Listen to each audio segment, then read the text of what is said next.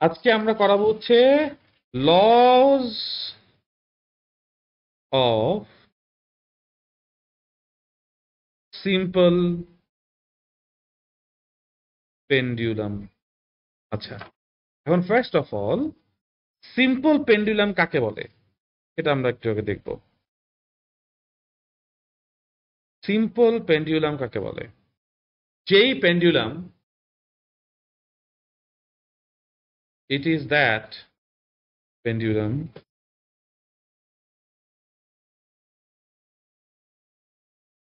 which follows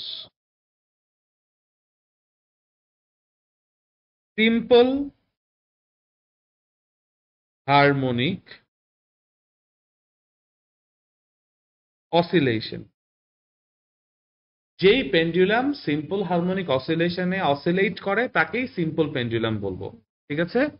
normal পেন্ডুলামও মানে শুধু pendulum আর simple পেন্ডুলামের মধ্যে মেইন ডিফারেন্সটাই হচ্ছে এটা, সিম্পল পেন্ডুলাম সিম্পল হারমোনিক অসিলেশনে অসিলেট করবে।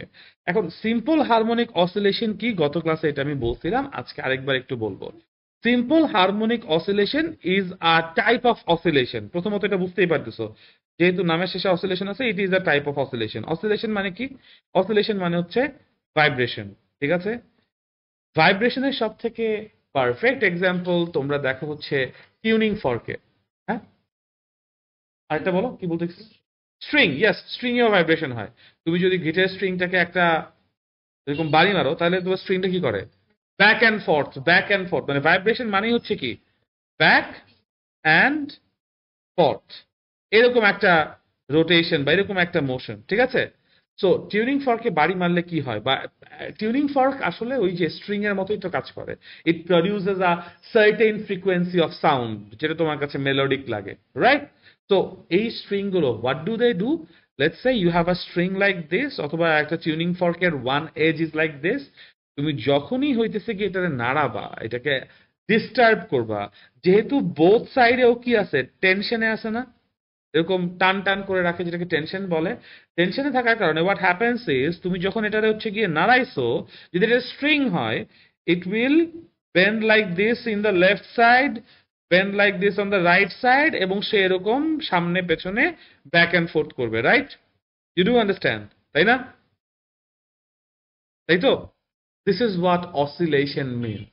কিন্তু অসিলেশনের এক্সাক্ট ডেফিনেশন হচ্ছে, oscillation is a type of আবার periodic motion.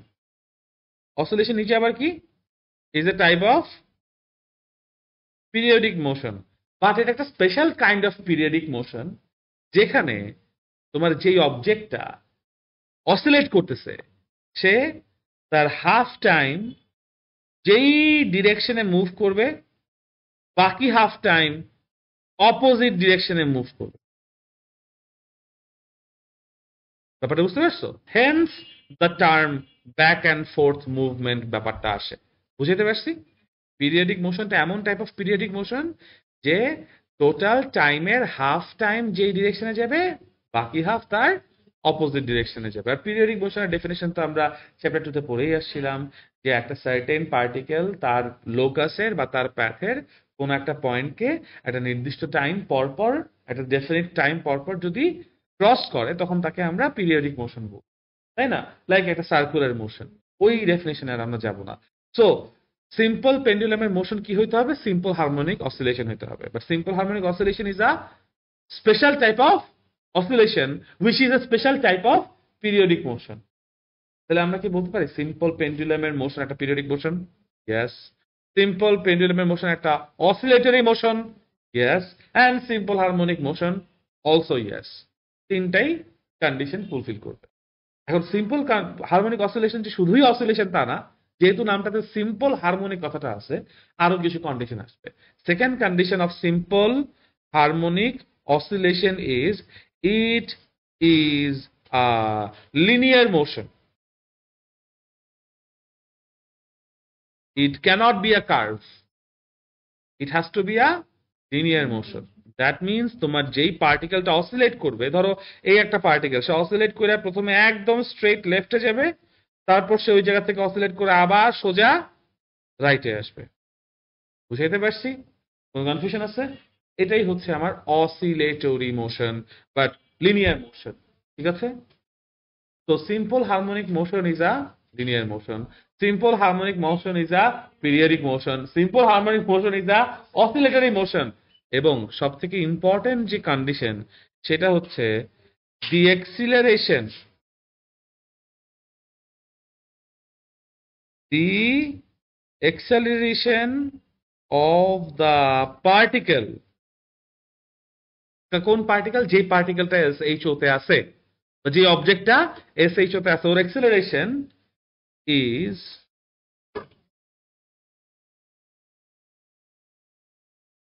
directly proportional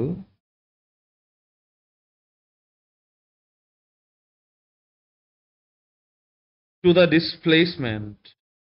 Directly proportional to the displacement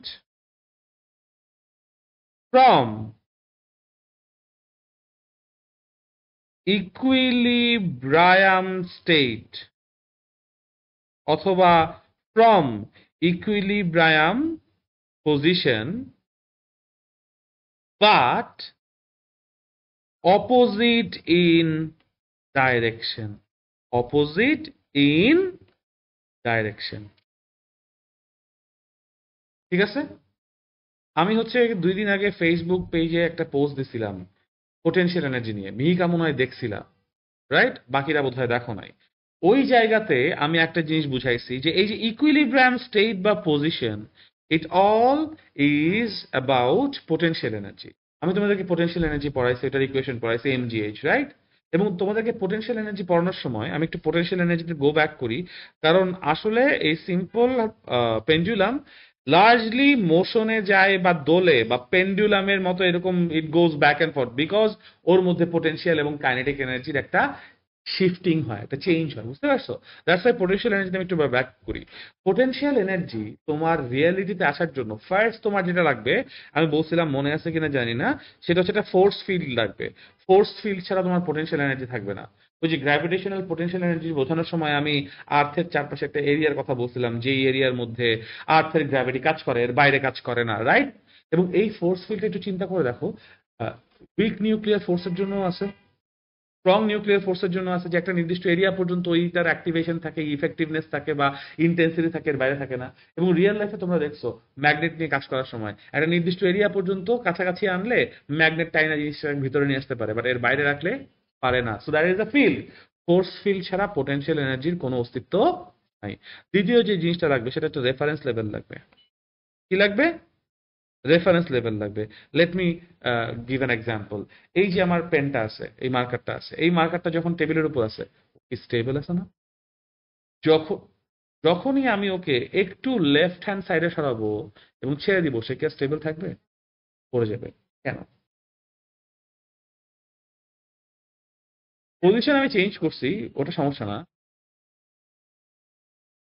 exactly, তার মানে একটা একটা একটা একটা কি বলবো, একটা তল আছে, একটা একটা সারফেস, থ্যাংক ইউ, একটা সারফেস আছে, যেই সারফেসের রেসপেক্টে কন্ট্যাক্টে থাকতে হবে, তারপর সে ইকুইলিব্রিয়াম অর্জন অ্যাটেইন করবে। কি লোকে হাইট একই, কিন্তু এখানে কন্ট্যাক্ট আছে, এখানে কন্ট্যাক্ট নাই, আছে নাই, that's all the difference there is. So আমি কি বলতে পারি না একটা রেফারেন্স লেভেল লাগবে? যেমন যখন তুমি এখানে এখানে সরাই নিয়ে আসছো, তখন কি এই যে জাস্ট হ্যাপেন। সো এক্স্যাক্টলি এই রেফারেন্স লেভেলটা করছে কেন? কারণ তুমি নিচের থেকে তলা সরেছো, আর এইখানে গিয়ে রেফারেন্স লেভেল এখানে নাই, হয়েছে। এখন যদি কেউ গায়ে দিয়ে বলতে চায় না রেফারেন্স লেভেল এখন এখানে আছে, তাহলে ওটা ধরো আছে, তার মানে হচ্ছে কি রেফারেন্স লেভেল থেকে ও এই ভ্যালুটাকে ধরছে। মনে আছে রেফারেন্স পয়েন্ট 0 পয়েন্ট, ও এই ভ্যালুটাকে রেফারেন্স পয়েন্ট ধরছে, বাট লেভেল স্টিল কি, তখন নেগেটিভে চলে যাবে। রেফারেন্স যে সারফেসটা, হ্যাঁ রেফারেন্স যে সারফেসটা আছে, রেফারেন্স পয়েন্ট এটাকে ধরলেও রেফারেন্স সারফেস কি নিচে নেমে যাবে। That's why reference level reference পয়েন্টের একটা কোঅর্ডিনেশন আছে এখানে, বুঝতে পারছো? তাছাড়া কিন্তু তুমি আসলে যেমন দেখো, ও এখানে রেফারেন্স লেভেলে আছে বা রেফারেন্স পয়েন্টে আছে এবং সে স্টেবল আছে। All you can say is ও সারফেসের উপর কন্ট্যাক্টে আছে, দ্যাটস ওয়াই সে ইকুইলিব্রিয়ামে আছে, এন্ড দ্যাটস ওয়াই সে স্টেবল আছে, জিরো পোটেনশিয়াল এনার্জি, রাইট? এখন কেউ যদি বলে ভাইয়া এটাও 0 পয়েন্ট, এটাও 0 পয়েন্ট, তখন তুমি কি বলবা? নেগেটিভ পোটেনশিয়ালে আছে, মানে ও জিরো পোটেনশিয়ালে আছে এখন, কিন্তু ও আস্তে আস্তে নেগেটিভ পোটেনশিয়ালের দিকে যাবে। আবার যদি বলে না ভাইয়া আমার জন্য হচ্ছে গিয়ে এই গ্রাউন্ড সোর্সটাই হচ্ছে 0 পয়েন্ট, তখন কি?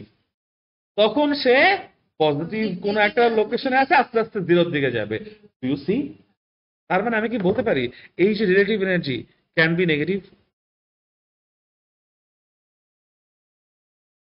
Can be positive, can be zero, but all depends on the reference level. তো অবশ্যই অবশ্যই পোটেনশিয়াল এনার্জি ইজ রিলেটিভ, এটা অ্যাবসলিউট না, ইট ইজ রিলেটিভ। বুঝাইতে পারছি? আইডিয়াটা বুঝাইতে পারছি? তো রিলেটিভ পোটেনশিয়াল এনার্জির তিনটা ইম্পর্টেন্ট ক্যারেক্টারিস্টিক্স কিন্তু আমরা পায়া গেলাম। প্রথম কথা, ফোর্স ফিল্ড লাগবে, অবশ্যই কোনো না কোনো ফোর্স ফিল্ডে থাকতে হবে। দ্বিতীয়ত, রেফারেন্স লেভেল লাগবে, এবং তৃতীয়ত, it is relative, relative to the reference level. তুমি যদি এইটাকে আসমানে ভাষার কোনো পয়েন্টকে রেফারেন্স লেভেল ধরো, তাহলে নেগেটিভ পয়েন্টে গিয়ে সে স্টেবিলিটি অর্জন করতেছে।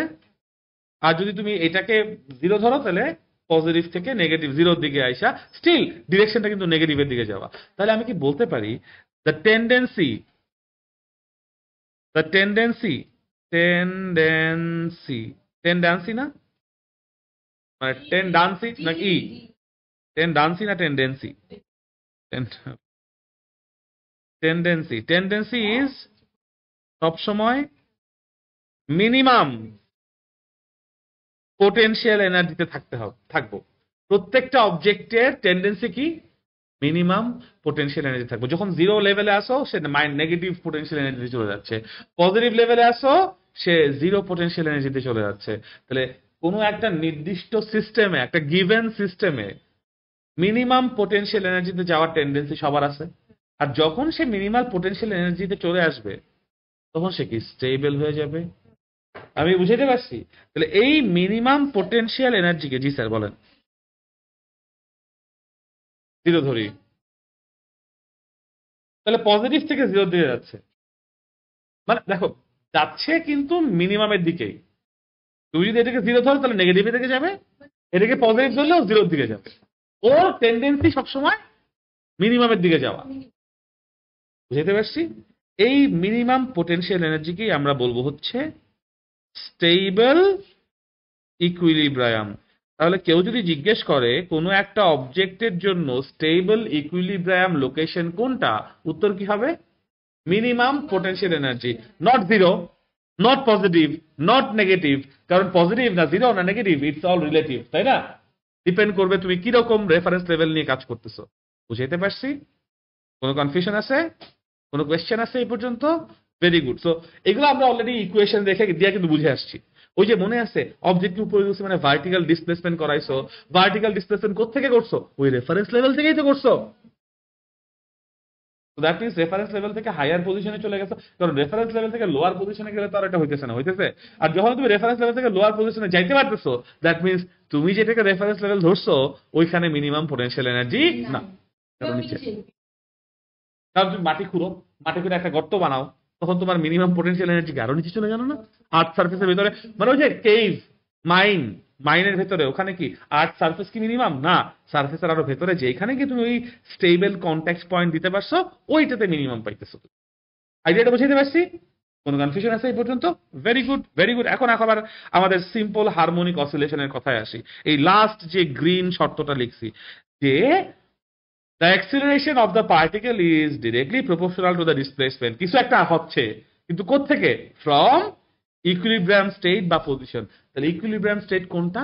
যেখানে মিনিমাম পোটেনশিয়াল এনার্জি আছে। সিম্পল হারমোনিক অসিলেশন সৃষ্টি করার জন্য তাহলে তোমাকে ফার্স্ট আইডেন্টিফাই করতে হবে কোথায় সেই মিনিমাম পোটেনশিয়াল এনার্জি আছে। তারপর তুমি কি করবা? সেই মিনিমাম পোটেনশিয়াল এনার্জি থেকে বস্তুটারে সরাবা, অবজেক্টটারে সরাবা, ডিসপ্লেস করবা। আর ডিসপ্লেস করলে সে কি করবে? এক্সিলারেট করবে। এক্সিলারেশনটা কিরকম হবে?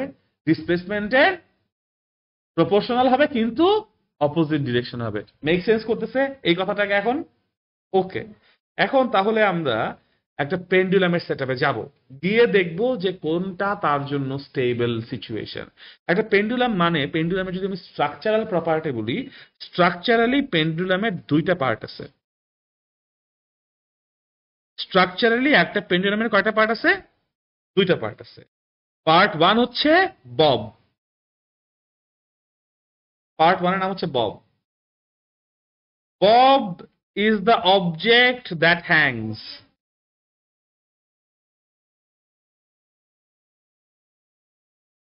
আরে হ্যাঁ, এখানে একটা বব বলো, কোনো সমস্যা নেই। একটা বব আর একটা লারি, মনে থাকবে তাহলে ভালো। স্ট্রাকচারালি হচ্ছে কি দুইটা পার্ট, একটা হচ্ছে বব আর দুই নম্বর হচ্ছে ল্যারি। ল্যারি যার একটা স্ট্রিং আছে, ওটার নাম স্ট্রিং। দেখো ববের পরিচয় কি? Is the object that Hanks, and string হচ্ছে হু হ্যাংস, যে ঝুলায়। একজন হচ্ছে হি হ্যাংস, ও ঝুলা আছে।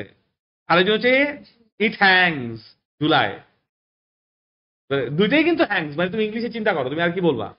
It is hanging, it is hanging. It is being hang তুমি তারে বলতে পারবা যে ঝুলা আছে, তারে বলতে সেই তারে ঝুলাই দেওয়া হয়েছে। বাট ঝুলাই তো কি দিয়া? ইংলিশে অশিক্ষিত মানে। তো the rope Hanks the Bob, বুঝতে পারছো? বুঝতে পারছি? দ্য রোপ বা the string Hanks the bob. So bob is the object that hangs, and string is the thing that hangs. লাগতে চাই কথা, তুমি তো বুঝতেছো মানে পার্থক্যটা একটা দিয়ে। আচ্ছা, দা প্রজেক্টর হ্যাংস, এই যে ফিগার না দেখো না, দ্য প্রজেক্টর হ্যাংস, তার মানে কি প্রজেক্টর ঝুলে আছে, প্রজেক্টর হচ্ছে bob, and the rod hangs the projector. Hang তো হচ্ছে পাস্ট পার্টিসিপল, মানে is hang by, the projector is hang by the rod, something like. হ্যাঁ ঝুলায়, একটা হচ্ছে গিয়ে যে ঝুলে, আর একটা হচ্ছে যে ঝুলায়। কে ঝুলায়? স্ট্রিং। কে ঝুলে? Bob. Who Hanks? Bob. What Hanks? The string. ঠিক আছে, যাই হোক। তো যদি আমি এখন ফিগার ড্র করি, ফিগার ড্র করলে কি হবে? এই হচ্ছে একটা রুফটপ, মানে হ্যাং করার জন্য তো তোমার একটা রুফটপ লাগবে, তাই না? তো এই হচ্ছে রুফটপ। রুফটপ থেকে একটা রশি ঝুলাইছো, এই রশিটার নাম হচ্ছে কি? স্ট্রিং। আর রশিটার সাথে ইউ হ্যাভ দিস। আরে আটতে গেছে, এটাই দুনিয়ার নিয়ম, বুঝছো? তো এটা হচ্ছে বব, আর এটা হচ্ছে স্ট্রিং। ঠিক আছে ভাইয়া?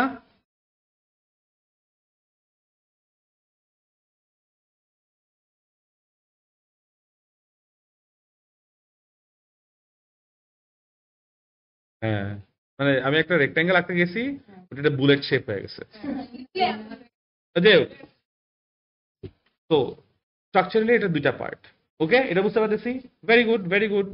এখন এখানে তোমার যেই জিনিসটা জানতে হবে, এটা হচ্ছে ইফেক্টিভ লেন্থ বলে একটা ব্যাপার আছে। Effective length of the simple pendulum. Effective length equals to length of the string plus radius of the bob. আমরা যে সকল বব লাগাবো সেই ববগুলা দেখতে স্ফিয়ার হবে। বুঝাইতে পারছি? এই যে এই ববটা কি আছে? স্ফিয়ার আছে না, গোল। তো বব আমরা যেগুলা দেখবো সবগুলো কি হবে? স্ফিয়ার হবে। বড় হইলে আবার দেখবা কিছু কিছু বব স্কোয়ার হবে, কিছু কিছু বব সিলিন্ড্রিক্যাল হবে, ওটা ডিফারেন্ট। আপাতত আমরা সিম্পল পেন্ডুলাম পড়তেছি, কমপ্লেক্স পেন্ডুলাম না। সিম্পল পেন্ডুলামের জন্য বব কি হবে? Sphere. It's like a marble thing. বুঝাইতে পারছি? সেই মার্বেলের radius and length of the string, এই পুরাটাকে আমরা বলবো effective length of the simple pendulum. তো আমি যদি এই ফিগারের মধ্যে ইফেক্টিভ লেন্থ দেখতে চাই, তাহলে আমার এইটা মনে করো হচ্ছে রেডিয়াস, ঠিক আছে? ইফেক্টিভ লেন্থ দেখতে গেলে আমাকে কি করতে হবে? পুরা এই পর্যন্ত ডিস্টেন্স চিন্তা করতে হবে, যেইখানে বুঝো ডিস্টেন্সকে আমি দুইটা অংশে ভাগ করতেছি। এই উপরের যে পার্ট, এই যে দুইটা অংশে ভাগ করতেছি, তার মধ্যে উপরের যে অংশ সেইটুকু হচ্ছে লেন্থ অফ দ্য স্ট্রিং, আর নিচের যেই অংশ, নিচের অংশটুকু হচ্ছে আমার জন্য রেডিয়াস অফ দ্য বব। এই দুইটা মিলে তুমি টোটালি পাবা আমার কাছে যেই লেন্থটা আসবে, এই দুইটা মিলে এই টোটাল লেন্থটাকে বলবো আমরা ছোট হাতের এল। এই ছোট হাতের এল মানেই হচ্ছে কি ইফেক্টিভ লেন্থ। বুঝাইতে পারছি? বুঝাইতে পারছি? আর এতগুলা কাহিনী কেন? আমাকে রেডিয়াস পর্যন্ত কেন ক্যালকুলেট করতে হবে? কেউ কি বলতে পারো? একটু চিত্রটা দেখে বলো না, রেডিয়াস পর্যন্ত কেন ক্যালকুলেট করতে হচ্ছে? রেডিয়াসের মধ্যে এমন কি আছে? আমি যে অবজেক্টটাকে ঝুলাইছি, সেই অবজেক্টের ওয়েট কোন দিকে কাজ করতেছে? Vertically downwards. কোন দিক থেকে? সেন্টার থেকে। তুমি যে স্ট্রিং দিয়ে ঝুলাইছো, সেই স্ট্রিং কি করতেছে? ওই ওয়েটটাকে নালিফাই করতেছে না? কোন পয়েন্ট থেকে? সেন্টার থেকে। তো তোমার সেন্টার থেকে কোন পর্যন্ত? একদম যেই পয়েন্ট থেকে ঝুলাইছো স্ট্রিং এর স্টার্টিং থেকে তোমার ববের সেন্টার পর্যন্ত এই পুরো টানটা কাজ করতেছে না? হেন্স তোমার ইফেক্টিভ লেন্থ হচ্ছে ববের রেডিয়াস থেকে হ্যাঙ্গিং পয়েন্ট পর্যন্ত। বুঝাইতে পারছি? কোনো কনফিউশন আছে এই পর্যন্ত? কোনো কোয়েশ্চেন আছে এই পর্যন্ত? Very good. তাহলে সিম্পল পেন্ডুলাম, ওরে তুমি যদি ঝুলায় দাও, ও কি স্টেবল ইকুইলিব্রিয়ামে থাকবে না? কেন থাকবে? উপরে টি আছে, টেনশন অফ দ্য স্ট্রিং, আর নিচে এমজি আছে, একটা আরেকটাকে কি করছে? ক্যান্সেল আউট করছে। ইকুইলিব্রিয়াম অফ ফোর্সেস পাইছে? টেনশনটা এখানে এমজির সমান। দ্যাটস ওয়াই কি ও কি আছে? স্টেবল আছে।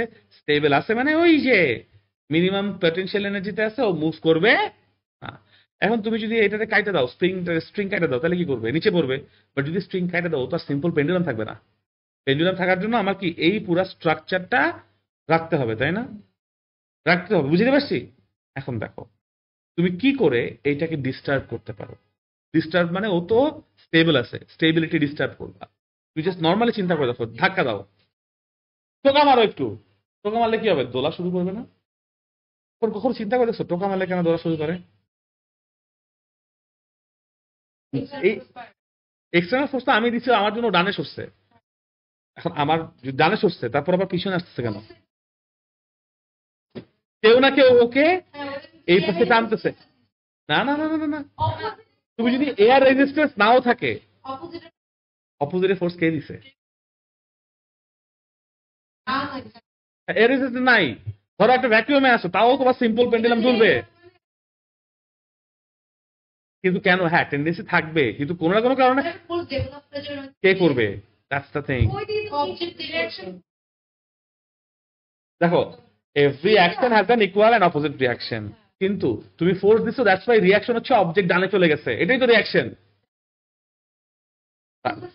একটা ফোর্স তুমি দিছো, এই জন্য তোমার অবজেক্ট পজিশন এ থেকে পজিশন বি তে চলে গেছে, এটাই রিয়াকশন না? অ্যাকশন আর রিয়াকশন অপোজিট অবজেক্টের উপর কাজ করে না? আমি কি বুঝাইতে পারছি? কোনো কনফিউশন আছে? না? তাহলে সোজা আসে কেন? Important question. দেখো এবার কেন আসে, দেখাই দেখাই। এই হচ্ছে গিয়ে একটু বড় করে দেখাচ্ছি, হ্যাঁ? এই হচ্ছে সেই স্ট্রিংটা, কারেক্ট? আর এই স্ট্রিং এর সাথে আমি কি ঝুলাইছি? একটা বব ঝুলাইছি।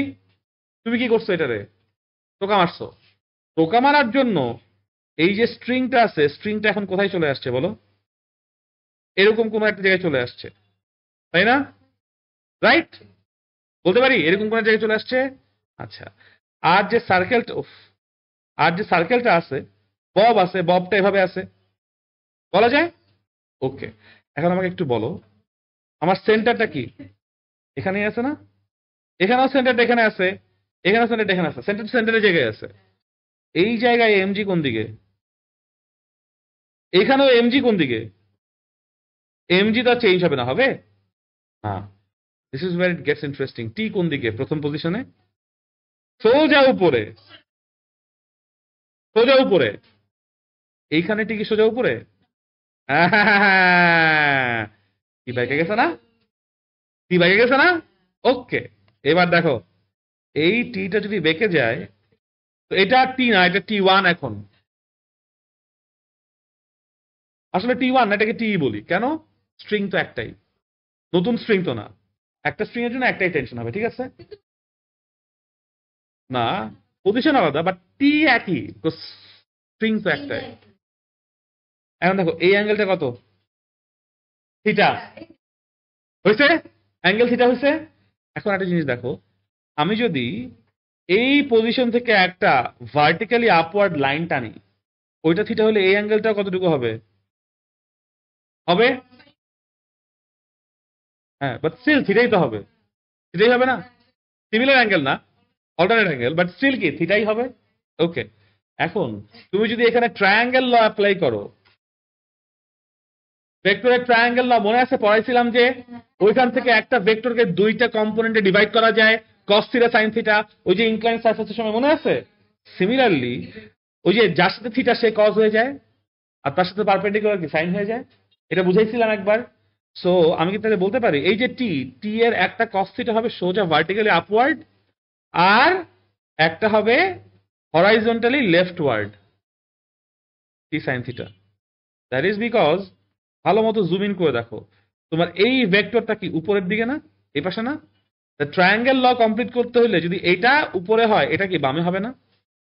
এইটা প্লাস এইটা ইজ ইকুয়ালস টু এইটা, বুঝতে পারছো? হ্যাঁ, দেখো দেখো এই টি কস থিটা কার এগেইনস্টে কাজ করতেছে? এমজি এর এগেইনস্টে। টি কস থিটা আর এমজি একটা একটাকে কি করতেছে? ব্যালেন্সে রাখতেছে। বা টি সাইন থিটাকে ইকুইলিব্রিয়ামে নেওয়ার জন্য কেউ আছে? হেন্স তোমার এই পেন্ডুলামটা কি করবে? টি সাইন থিটা যেদিকে আছে ওইদিকে আস্তে আস্তে সরে আসার চেষ্টা করবে। তো তুমি পেন্ডুলামকে টোকা মারছো, তুমি চিন্তা করো, টোকা মারছো, ও একটা সার্টেন টাইম পর্যন্ত যায় না। ব্যাপারটা বুঝো, ও প্রথমেই তো এখানে চলে যায় না, প্রথমে এখানে ছিল, রাইট? দেখো দেখো একটু দেখো, প্রথমে এখানে ছিল, তাই না? ফার্স্টে যখন এখানে ছিল তখন থিটা কি কম না? থিটা কম মানে টি কস থিটা আর টি সাইন থিটা এই দুইটা একই ভ্যালু না? থিটা কম মানে টি সাইন থিটাও কম। থিটা যত আস্তে আস্তে বড় হয়েছে, টি সাইন থিটা তত কি হয়েছে? বাড়ছে। যত দূরে গেছে টি সাইন থিটা বাড়ছে না? টি সাইন থিটা কি একটা ফোর্স না? ফোর্স বাড়লে কি এক্সিলারেশন বাড়বে না? তো যত দূরে তুমি যাচ্ছ এক্সিলারেশন তত বাড়তেছে। এটাই বলছি না আমরা এখানে, the acceleration of the particle is directly proportional to the displacement. যত দূরে যাচ্ছ তত টি সাইন, তত দেখো যত দূরে যাচ্ছ তত এই থিটাটা কি বাড়তেছে না? থিটা বাড়া মানে নাকি টি সাইন থিটা বাড়া। সাইন জিরোর মান কত? 0। সাইন 30 কত? তাই না? তাহলে বাড়লো না আস্তে আস্তে? তো যত তুমি সাইন থিটার মান বাড়াবা 0 থেকে, তত তোমার সাইন থিটা কি বাড়তেছে। থিটা যত বাড়বে সাইন থিটা তত বাড়বে। প্রথমে থিটা মনে করো 1 ডিগ্রি, তার জন্য সাইন থিটা যা 2 ডিগ্রির জন্য সাইন থিটা একটু বেশি না? তাহলে সাইন থিটা যদি বেশি হয় তাহলে টি সাইন থিটার মানটা কি বেশি হচ্ছে না? ব্যাপারটা কি বুঝাতে পারছি?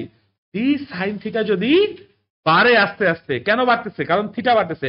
থিটা বাড়া মানে কি তুমি আস্তে আস্তে দূরে চলে যাচ্ছ, you are going farther away. যত ফার্দার অ্যাওয়ে যেতেছো তত টি সাইন থিটা অপোজিট দিকে বাড়তেছে, বুঝতে পারতেছো? এন্ড দ্যাট ইজ বাই একটা সার্টেন, তুমি টোকা মারলে একটা সার্টেন টাইম পর ও আর সামনে আগায় না, কারণ ও তখন ম্যাক্সিমাম ও ম্যাক্সিমাম ডিসপ্লেসমেন্টে চলে গেছে এবং ম্যাক্সিমাম অ্যাক্সিলারেশন ওকে পিছনের দিকে টানতেছে। যখনই পিছনের দিকে টানতেছে তখন কি করবে? ওই টাইমে জিরো জিরো হয়ে যাবে। ও তো যাইতেছে বা সামনে, আর ওকে টানতেছে কোন দিকে? পিছনে। ও একসময় গিয়ে কি থেমে যাবে, এরপর ও কোন দিকে আসা শুরু করবে?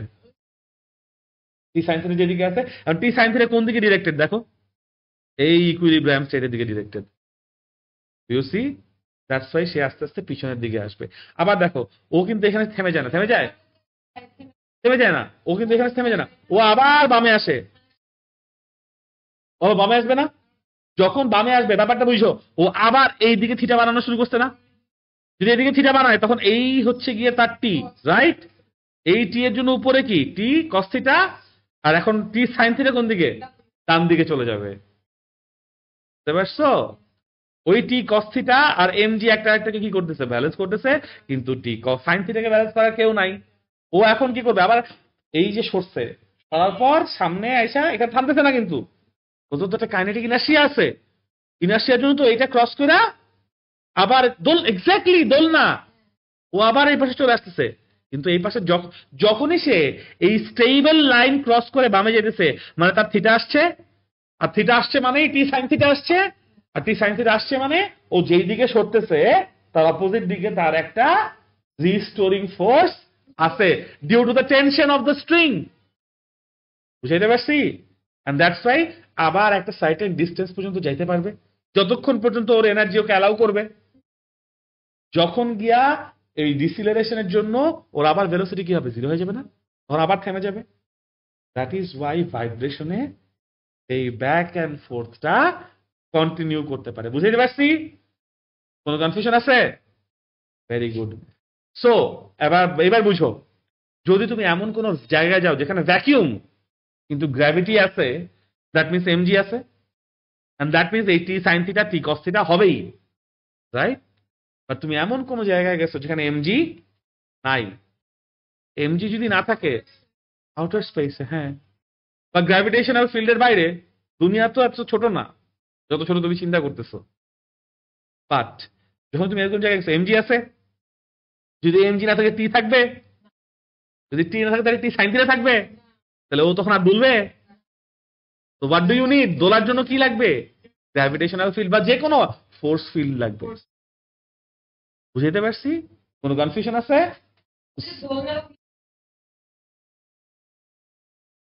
ক্লিয়ার করতে পারছি জিনিসটা? তো সিম্পল পেন্ডুলাম কেন অসিলেট করে, কেন ভাইব্রেট করে, বুঝাইতে পারছি? কিন্তু ঘটনা হচ্ছে এই থিটাটা অনেক ছোট হইতে হবে। এই থিটার একটা নাম আছে, থিটাকে বলি হচ্ছে অ্যাঙ্গুলার ডেভিয়েশন বা ডিসপ্লেসমেন্ট। ঠিক আছে? এটাকে বলে অ্যাঙ্গুলার ডেভিয়েশন। ঠিক আছে? অ্যাঙ্গুলার ডেভিয়েশন কোত্থেকে? হ্যাঁ, থিটার নাম, কিন্তু কোত্থেকে? From equilibrium point. বুঝাইতে পারছি? কোনো কনফিউশন আছে? কোনো কোয়েশ্চেন আছে? এবং একটা জিনিস দেখো, ভালো মতো দেখো, এই যে টি সাইন থিটা, টি সাইন থিটা কোন দিকে? লেফট হ্যান্ড সাইডে। তুমি যাইতেছো কোন দিকে? রাইট হ্যান্ড সাইডে। ব্যাপারটা এরকম না? তাহলে তুমি যখনই টি সাইন থিটার এগেইনস্টে যাইতেছো, তোমার মধ্যে কি ওই যে নেগেটিভ পোটেনশিয়াল বা মিনিমাম পোটেনশিয়াল থেকে তুমি দূরে সরতেছো না? মিনিমাম পোটেনশিয়াল থেকে দূরে সরলে তোমার মধ্যে কি পোটেনশিয়াল এনার্জি জমা হওয়া শুরু করে। দ্যাট মিনস তুমি যত ডানে যাচ্ছ তোমার মধ্যে পোটেনশিয়াল এনার্জি জমা হচ্ছে, যখন তুমি থেমে যাচ্ছ তোমার মধ্যে potential energy maximum. That's why তুমি আবার অপোজিট দিকে চলে আসো, কারণ ওই পোটেনশিয়ালটা আস্তে আস্তে কাইনেটিকে ট্রান্সফর্ম করে। বুঝতে পারছি? তুই যখন ম্যাক্সিমাম পোটেনশিয়াল থেকে ইকুইলিব্রিয়াম পজিশনে আসছো, তার মানে তুমি মিনিমাম পোটেনশিয়ালে চলে আসছো। তোমার এই জন্য তখন পুরাটাই কি কাইনেটিক এনার্জি। মিনিমাম পোটেনশিয়াল, পুরাটা পোটেনশিয়াল খরচ হয়ে গেছে, কোথায় চলে আসছে? কাইনেটিক এনার্জিতে চলে আসছে। বাট কাইনেটিক এনার্জিতে যেহেতু চলে আসছে মাঝামাঝিতে, তখন তুমি কি কাইনেটিক ইনার্শিয়া পাওয়া যাচ্ছ। দ্যাটস ওয়াই তুমি এই পজিশন ছাইরা বাম দিকে যেতেছো। আবার যখনই বাম দিকে যেতেছো তখনই তোমাকে লেফট হ্যান্ড সাইডে আবার কি করছে? টানা শুরু করছে। বুঝতে পারছি? It is all due to gravity. Gravity ছাড়া এই কাজ হইতো? যেতে পারছি? তো সিম্পল পেন্ডুলাম দিয়ে আমরা কি করি? গ্র্যাভিটি কতটুকু বেশি না বেশি, কারণ যেখানে গ্র্যাভিটি বেশি সেখানে গ্র্যাভিটেশনাল এক্সেলারেশনও বেশি, জি বেশি। তো জি এর উপর বেস কইরা টি সাইন থিটা টি কস থিটা চেঞ্জ হবে। বুঝতে পারছি? কোনো কনফিউশন আছে? কোনো কোয়েশ্চেন আছে? এই তো মেইন কাহিনী। এই জন্য সিম্পল পেন্ডুলাম দোলাদুলি করবে। ঠিক আছে? কোনো কনফিউশন আছে? Very good. তো simple pendulum, this is how it works. এখন সিম্পল পেন্ডুলাম যেহেতু অসিলেট করে, এই যে ও আচ্ছা, আরেকটা শর্ত আছে। আমি সিম্পল পেন্ডুলামে 3টা শর্ত বলছি। কি কি বলছি? মানে এটা একটা সিম্পল হারমোনিক মোশন হইতে হবে, ভাইব্রেশন, পিরিয়ডিক মোশন, এগুলো হইতে হবে। দ্বিতীয়ত শর্ত বলছি আমরা এক্সিলারেশন অফ দ্য পার্টিকেল বা এক্সিলারেশন অফ দ্য বব, পার্টিকেলের জায়গায় তুমি এটা ববও বলতে পারো। ঠিক আছে? জি স্যার। আমরা সিম্পল হারমোনিক ল বলতেছি না, আমরা লজ অফ সিম্পল পেন্ডুলাম পড়বো। এখন সিম্পল হারমোনিকের ল তো যাই নাই, আমরা এখনো সিম্পল পেন্ডুলাম কে তাকে বোঝাচ্ছি। নামটা সিম্পল পেন্ডুলাম এই জন্য কারণ simple harmonic motion oscillation follow করে। বুঝতে পারছি? তো প্রথম কথা কি হইতে হবে? সিম্পল পেন্ডুলামের মোশন লিনিয়ার মোশন হইতে হবে। এটাকে আবার সিম্পল হারমোনিক অসিলেশনও হইতে হবে। তারপর কি হইতে হবে? The acceleration of the particle বা Bob is directly proportional to the displacement from equilibrium state but opposite in direction. তুমি যখনই এই যে ইকুইলিব্রিয়াম থেকে দূরে সরে যাচ্ছ তখনই তার অপোজিট দিকে বা ইকুইলিব্রিয়াম স্টেটের দিকে তোমার কি আসতেছে, ফোর্স আসতেছে। তো এক্সেলারেশন কোন দিকে করবা, ইকুইলিব্রিয়াম স্টেটের দিকে। বুঝতে পারছি? লাস্ট কন্ডিশন হচ্ছে এই অ্যাঙ্গুলার ডেভিয়েশন, যেটা এটা 1 ডিগ্রি থেকে 4 ডিগ্রির মধ্যে থাকতে হবে। 1 ডিগ্রি থেকে 4 ডিগ্রির মধ্যে বাইরে চলে গেলে তুমি সেইটাকে আর, কারণ 1 ডিগ্রি থেকে ছোট মানে কি কোনো ডেভিয়েশন তেমন হয় নাই। বুঝতে পারছি? আবার 4 ডিগ্রির বেশি হইলে কি হবে জানো, লিনিয়ার মোশন থাকবে না। ব্যাপারটা বুঝছো? কেন 1 ডিগ্রি থেকে 4 ডিগ্রি? ডান পাশে যাবে 4 ডিগ্রি, বাম পাশে যাবে 4 ডিগ্রি, টোটাল কত? 8 ডিগ্রি। একটা পুরো সার্কেলে কত? 360 ডিগ্রি। 360 ডিগ্রি থেকে 8 ডিগ্রি যদি তুমি একটা আর্ক নাও, has to be straight line. ওটা লিমিট, এর বেশি হইলেই ওটাকে আর স্ট্রেট লাইন বলা যাবে না। স্ট্রেট লাইন না বলার সমস্যা কি, ওই যে সিম্পল হারমোনিক মোশন হবে না, ও যাবে, ও যদি এই পর্যন্ত চলে যায় তাহলে এরকম কার্ভ হয়ে গেল না? বুঝছো? এখানেও দেখো, এখানে তো অনেক বড় না, এটা কার্ভ হয়ে গেছে না, এদিকে স্ট্রেট আছে। এই যে এই পাথটা, সেন্টারের পাথটা কি কার্ভে চলে গেছে না, একটু উপরে উঠে যাবে না? বুঝতে পারতেছো? তোমাকে এমন ভাবে সরাইতে হবে যেন এটাও এখানে, এটাও এখানে, এটাও এখানে, তিনটা একই লাইনে থাকতে হবে, সেন্টার গুলো একটা স্ট্রেট লাইন থাকতে হবে। এই জন্যই তো ওই যে লিনিয়ার মোশন হইতে হবে। বুঝতে পারছি? তো অ্যাঙ্গুলার ডেভিয়েশন 1 ডিগ্রি থেকে 4 ডিগ্রি বেশি হলে সিম্পল পেন্ডুলাম বলা যাবে। Very good. এই এতগুলো জিনিস বলার পর তাহলে বুঝতে পারতেছি সিম্পল পেন্ডুলাম কি করে, অসিলেট করে। অসিলেট করে মানে কি, ও ওর পজিশন থেকে ঘুরে একবার এ পজিশনে যাবে, আবার বি পজিশনে যাবে, তাই না? একটা কমপ্লিট অসিলেশন কখন হবে, যখন সে এ থেকে ঘুরে বিতে আসবে, বি থেকে ঘুরে আবার এ তে যাবে, তাহলে একটা অসিলেশন কমপ্লিট হলো না? এই পুরা একটা অসিলেশন কমপ্লিট করতে তার যে টাইম লাগবে এটাকে তুমি কি বলবা, টাইম পিরিয়ড বলবা, তাই বলবো না? ওকে, এই টাইম পিরিয়ড বুঝেছি, এল বুঝেছি, ইফেক্টিভ লেন্থ, রাইট? এবং আমরা বুঝতেছি যে সিম্পল পেন্ডুলাম নিয়ে যেখানে তুমি এটা করতে চাও ওখানে একটা গ্র্যাভিটেশনাল এক্সেলারেশন থাকতে হবে বা গ্র্যাভিটেশনাল ফিল্ড থাকতে হবে, তাছাড়া হবে না। এরপর আমরা 3 লস করবো। হ্যাঁ, তো ওটা তো সবসময় সিম্পল হারমোনিক মোশন থাকবে না। হ্যাঁ, ও তখন সিম্পল হারমোনিক মোশন হবেই না। সিম্পল হারমোনিক মোশন হওয়ার জন্য 1 ডিগ্রি থেকে 4 ডিগ্রি এর বাইরে যেতেই পারবে না। তখন তুমি ওটাকে সিম্পল পেন্ডুলাম বলতে পারবা।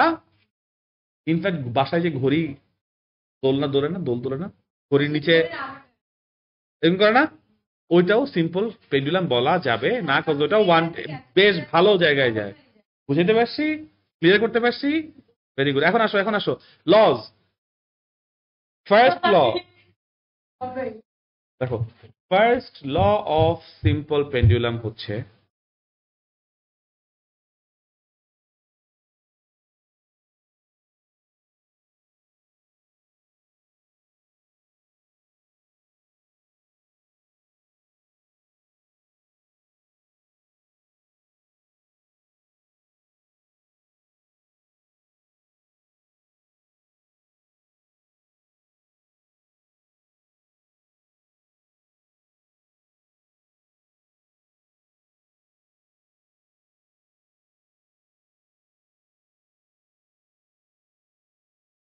ওকে, ফার্স্ট ল যেটা, ফার্স্ট ল হচ্ছে the time period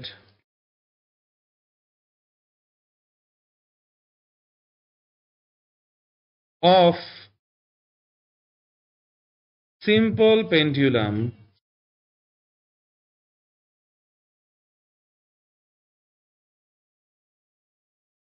is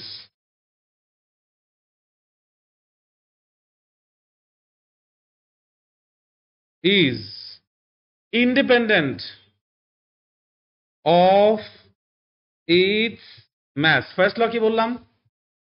The time period of simple pendulum is independent of its mass. That means তুমি যদি 10 কেজি ম্যাসের একটা বব অ্যাড করো অথবা আরেকজন 1 কেজি ম্যাসের একটা বব নিছে, দুইজনের জন্য বাকি কন্ডিশন ঠিক থাকলে টাইম পিরিয়ড সেম থাকবে। টাইম পিরিয়ড কখনোই কিসের উপর ডিপেন্ড করবে না? ম্যাস অফ দা ববের উপর ডিপেন্ড করবে না। তার মানে একই লোকেশনে, লোকেশন চেঞ্জ করতেছো না, এবং পেন্ডুলামের ইফেক্টিভ লেন্থ চেঞ্জ করতেছো না। তাহলে কেউ যদি 10 কেজির জন্য যেই টাইম পিরিয়ড পাবে, 1 কেজির জন্য একই টাইম পিরিয়ড, 3 কেজির জন্য একই টাইম পিরিয়ড পাবে। বুঝাইতে পারছি? The time period of a simple pendulum is independent of its mass. Second law.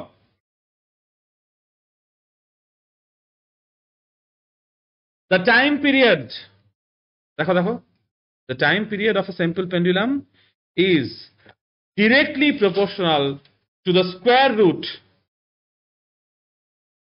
of its effective length. That means but কথা আছে, condition হচ্ছে when G constant. That means in a fixed location. That means in a fixed location or in a fixed space, square root of its effective length, or square root of its effective length, but in a fixed location. In a fixed location. বুঝতে পারছি? এর second law. Or third law. The time period of a simple pendulum is inversely proportional to the gravitational acceleration square root. Okay. One. When the effective length is constant. বুঝতে পারছি?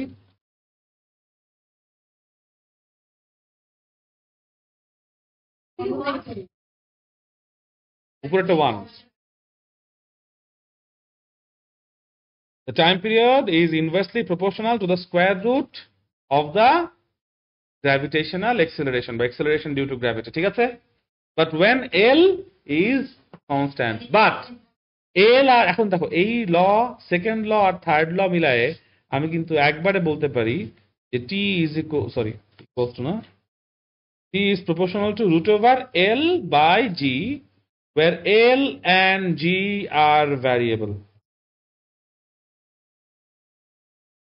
বুঝতে পারছো? Sorry,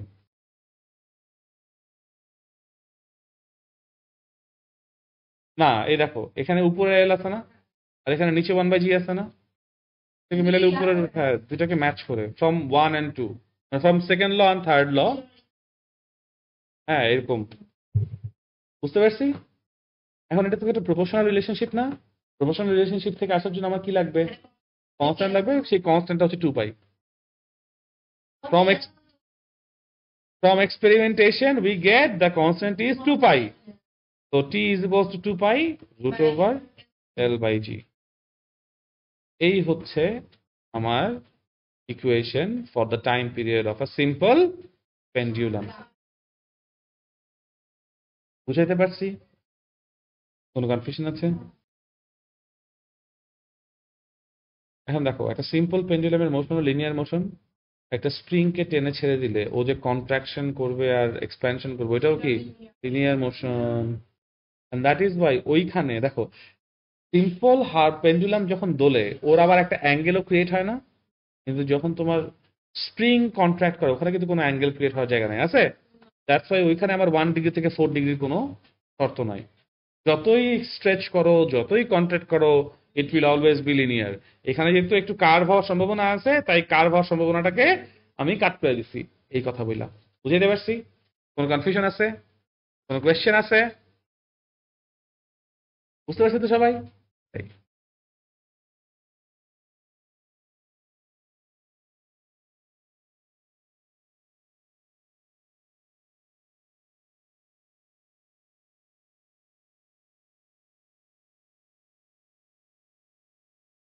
কোনো confusion আছে এই পর্যন্ত ভাইয়া?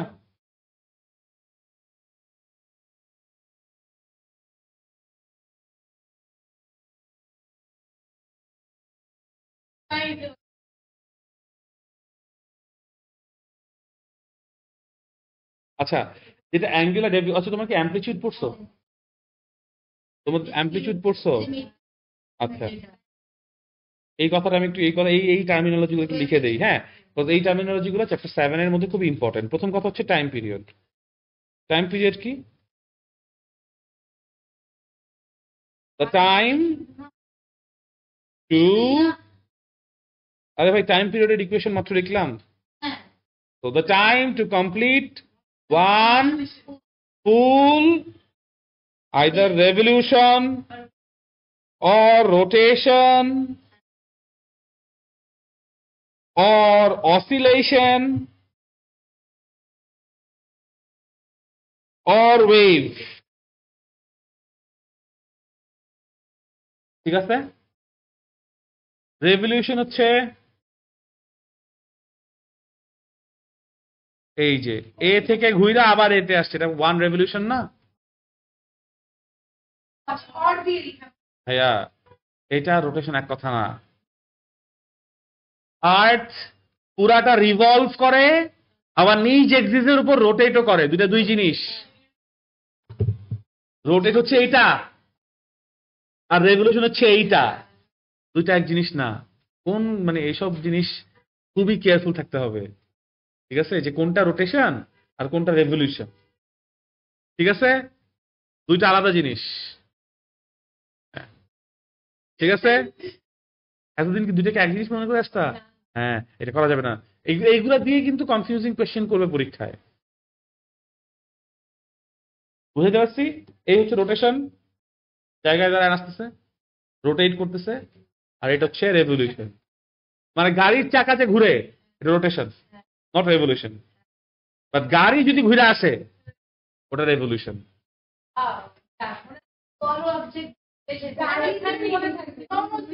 না, আবার এখানে কথা আছে, চাকারও রেভলিউশন হয়।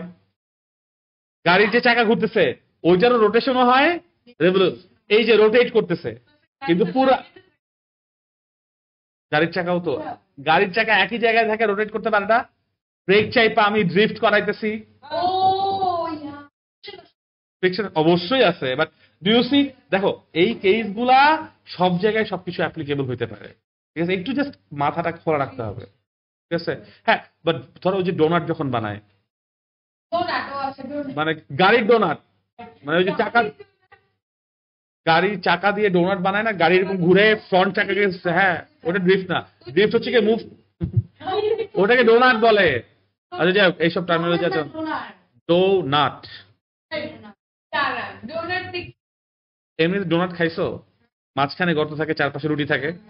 গাড়ির যখন ফ্রন্ট চাকা ব্রেক করে ব্যাক চাকাকে গাড়িটাকে এমনি ঘুরায়, তখন মাঝখানের জায়গাটা ফাঁকা থাকে আর চারপাশে চাকার দাগ হয়ে যায় না? এটাকেই গাড়ির ডোনাট বলে, এই মোশনটা।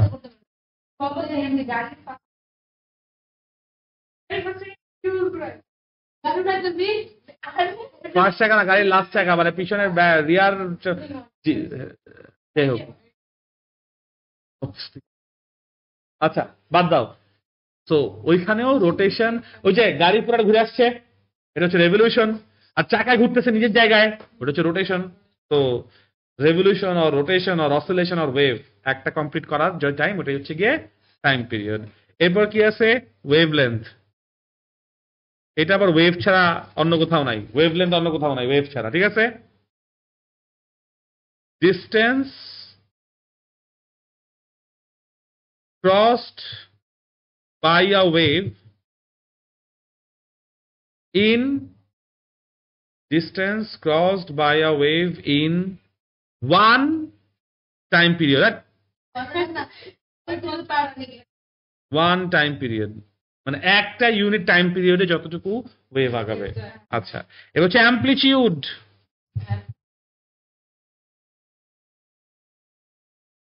দি ম্যাক্সিমাম ডিস্টেন্স না displacement? amplitude is a vector quantity. amplitude কখনো স্কেলার কোয়ান্টিটি না, amplitude কি? Vector quantity. হ্যাঁ, the maximum displacement from, এই তো সাবাস,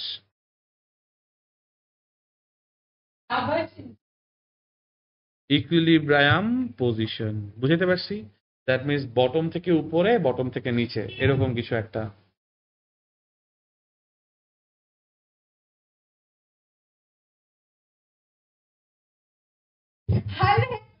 বুঝতে পারছি? কোনো কনফিউশন আছে? কোনো কোয়েশ্চেন আছে এই পর্যন্ত? বুঝতে পারছি। আচ্ছা, আর ফ্রিকোয়েন্সি তো পারি ভাই, 1/t, একটা নির্দিষ্ট ইউনিট টাইমে কতগুলো কমপ্লিট রোটেশন রিভলিউশন হাবিজাবি কমপ্লিট করতেছে, এটা আর না এটা। বুঝাইতে পারছি? কোনো কনফিউশন আছে? হ্যাঁ,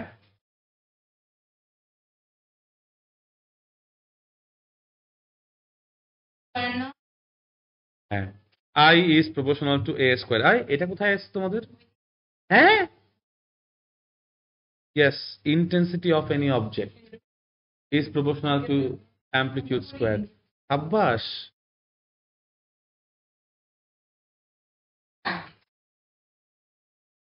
না, ইফ মানে যদি তোমার হচ্ছে গিয়ে টু টাইমস, দেখো ইন্টেন্সিটি টু টাইমস হবে না, মানে তুমি করতে পারবে না। ইন্টেন্সিটি টু টাইমস হয়ে আসবে কখন? যখন তোমার অ্যামপ্লিটিউড রুট টু টাইমস।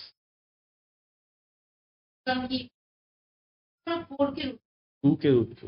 দেখো বেসিক্যালি হচ্ছে গিয়ে আমি এভাবে বুঝাই, আই ইজ, যখনই তোমার এরকম রিলেশনশিপ, সবার জন্য বলছি, রিলেশনশিপ ইকুয়েশনের সমস্যা হবে। আমার ইকুয়েশন কি? I equals to, I is proportional to A square. তার মানে কি I1/I2 ইজ ইকুয়ালস টু কত?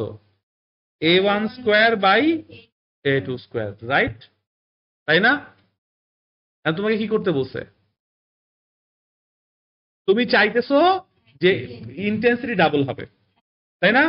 তাহলে মানে কি দেখো, ইন্টেন্সিটি ডাবল হওয়া মানে কি? উপরে I1টা কি হবে? I1টা I1 থাকবে, I2 কি হয়ে যাবে? 2I1 হয়ে যাবে, তাই হয়ে যাবে না?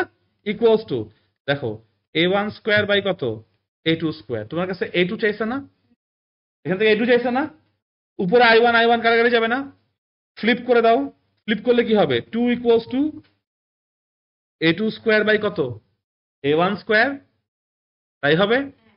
সুতরাং আমি কি বলতে পারি A2 is equals to root over 2A1?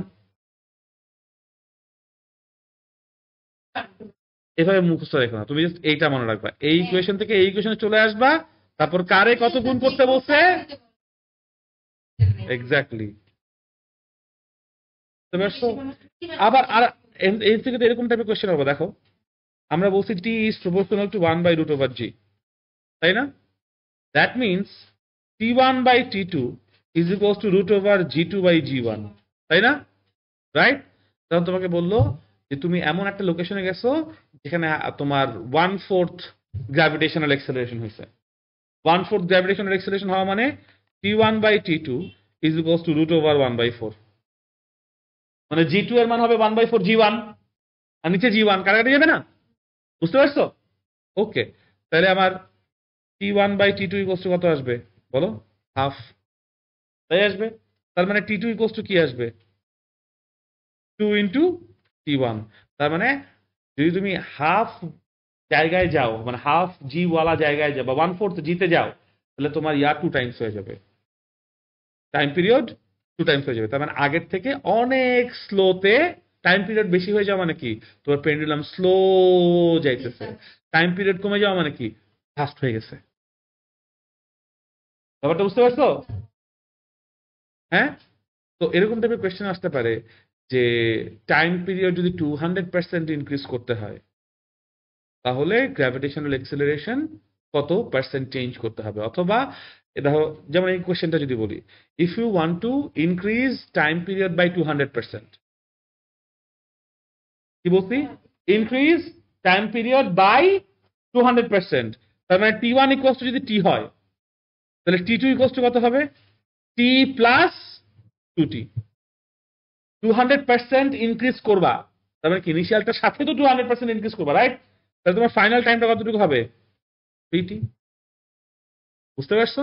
এখন জিজ্ঞেস করবে তাহলে তোমার লেন্থ, ইফেক্টিভ লেন্থে কেমন চেঞ্জ করতে হবে মনে করো, ঠিক আছে? একই লোকেশনে রেখা। তো তাহলে ইকুয়েশন কি হবে? T1/T2 is equals two √L1/L2, তাই হবে। এখান থেকে দেখো, T1 এর জায়গায় T1, T2 এর জায়গায় কত? 3T1 equals to √L1/L2, right? তাই আসবে। বোথ সাইডে যদি স্কোয়ার করে দাও, T1 T1 কাটাকাটি করে, তাহলে L2 ইকুয়ালস টু কত? 9L1 আসে, তাই আসে না? তাহলে L2 মাইনাস L1, দেখো L2 মাইনাস L1 করলে কত আসবে বলো তো ভাইয়া? 8L1 আসবে না? এটা কি চেঞ্জ ডেল্টা এল? বুঝতে পারছো? 8L1 মানে কত? 800% বাড়াইতে হবে। বুঝতে পারছো কিভাবে সলভ করবা? আর যদি বলতো যে আমি এমন ইফেক্টিভ লেন্থ চাই যার জন্য, এটা দেখো, এই এটা ওয়েট ওয়েট ওয়েট, এটা টাইপ হচ্ছে ইনক্রিজ টাইম পিরিয়ড বাই 200%। আরেকটা কোয়েশ্চেন হতে পারে, না না, ডিক্রিজ করলে তো মাইনাস হবে, ইনক্রিজ টু, মানে ইনক্রিজ টি টু 200%। একটা হচ্ছে ইনক্রিজ বাই, তখন তোমার টি এর সাথে 2t যোগ করতে হবে। আর যদি বলে ইনক্রিজ টু, তাহলে তোমার T2 মানেই 2t। একটা হচ্ছে গিয়ে তোমার কাছে 10 টাকা আছে, আমি তোমার সম্পদ আরো 20 টাকা বাড়াইতে চাই, তা তোমার সম্পদ কত? 30 টাকা। এটা হচ্ছে প্রথম ইনস্ট্যান্স। আর আমি বললাম তোমার সম্পদ আছে 10 টাকা, আমি তোমার সম্পদ বাড়ায় 30 টাকা করতে চাই, তাহলে আরো 20 টাকা অ্যাড করতেছি। একটা হচ্ছে কি তোমার সম্পদ আমি 20 টাকা বাড়াইতে চাই, 10 প্লাস 20 ইকস টু কত? 30। আর আমি তোমার সম্পদ বাড়ায় 20 টাকা করতে চাই, 10 প্লাস 10 ইকস টু 20। দুটো এক কথা না। আমি আবারও বলি, তোমার সম্পদ বাড়ায় 20 টাকা করতে চাই, তোমার আছে কত? 10। তারা 10 টাকা দিয়ে তোমার 20 টাকা করে ফেলবো। আর বলছি তোমার সম্পদ আমি বাড়াইতে চাই 20 টাকা, 10 যোগ 20 ইকস টু কত? 30। যদি আমি তোমার সম্পদ বাড়িয়ে 20 টাকা করতে চাই, I want to increase your wealth to 20 টাকা, তার মানে 10 টাকা অ্যাড করলেই হবে। But I want to increase your wealth by 20 টাকা, মানে আরো 20 টাকা বাড়াইতে চাই, দ্যাট মিনস আরো 20 টাকা যোগ করবো। একটা বাই আর একটা টু, অ্যাপ্রোপ্রিয়েট প্রিপোজিশনের ইউজেজ। এইটা বুঝাইতে পারছি? হ্যাঁ, এইটা অনুযায়ী সিচুয়েশন কিন্তু চেঞ্জ হবে। ওকে, তো হ্যাঁ, যদি হচ্ছে গিয়ে ধরো চ্যাপ্টার 7 থেকে কোয়েশ্চেন করে বাস মারতে চায়, this is the type of question they will give. আরো টাইপের কোয়েশ্চেন দেওয়া যায়, যেমন না দিই না দিই, সামনে তো পরীক্ষা, এত কঠিন কোয়েশ্চেন এত কঠিন কোয়েশ্চেন এই টার্মে করবে না, ওটা করলে প্রি টেস্টে করবে। এত কঠিন করবে না, যে এই 2 বাই দেখো এগুলা দিবে, এগুলো দিলে দিবে এমসিকিউতে সিকিউতে।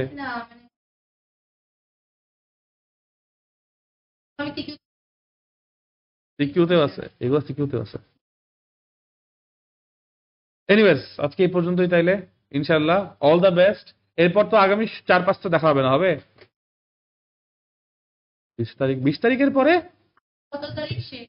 18 তারিখে আর 19 তারিখ হচ্ছে শুক্র শনি। আচ্ছা ঠিক আছে, ওকে ওকে। তাহলে যে এক্সট্রা ক্লাসগুলো লাগবে ওগুলো আমরা ওইখানে শিডিউল করে ফেলবো। মানে ধরো আমরা এখন সময় অফ দিতে চাই না, মান্থ অফ দিতে চাই না, কারণ টাইম নাই এমনিতে। ঠিক আছে, আমি একটা জিনিস হিসাব করলাম, আছে সকালের ব্যাচে তোমাদের এসএসসি পরীক্ষা হবে এপ্রিলের ফার্স্ট উইকে বা সেকেন্ড উইকে, তাহলে তোমাদের প্রি টেস্ট পরীক্ষা হবে অক্টোবরে, ম্যাক্সিমাম সেপ্টেম্বরে বা অক্টোবরে। টেস্ট নভেম্বর বা ডিসেম্বর, এরকম নভেম্বর লাস্ট উইকে। ওই তো তো সিলেবাস শেষ করতে হবে না, ঠিক আছে, এই জন্য এক্সট্রা ক্লাস দিয়ে দিয়ে শেষ করে ফেলবো ইনশাল্লাহ। ঠিক আছে, ওকে, আল্লাহ হাফেজ। আচ্ছা হ্যাঁ,